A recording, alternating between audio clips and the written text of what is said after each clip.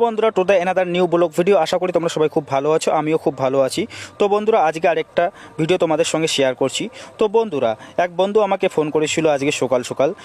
বন্ধু আমাকে ফোন করে বললো তার গাড়ি নাকি নষ্ট হয়েছে, তার নাকি গাড়ি নষ্ট হয়ে গেছে, তো 2 দিন লাগবে ঠিক হইতে। তো এক কাকার নাকি সে জমি চাষ করেছিল, সে বড় ধান লাগাবে, তো বিছুনও নাকি তুলেছে, শ্রমিকও নাকি ডাকছে। তো আমার বাড়ি থেকে মোটামুটি 5 কিলোমিটার দূরে। তো আমি সাধারণত বড় ধানের চাষ আমাদের এদিকে হয় না, বা আমি করিও না। তো বন্ধু অনেক রিকোয়েস্ট করলো যে আসো, না হলে খুব অসুবিধা হবে। তো বন্ধুর ফোন পেয়ে আমি তুরন্ত ছুটে গেলাম। তো অনেকটা দূরে, তারপর হচ্ছে কাকা ঠিকই গিয়ে দেখলাম যে বিছন তুলে রাখছে, শ্রমিকও ডাকছে।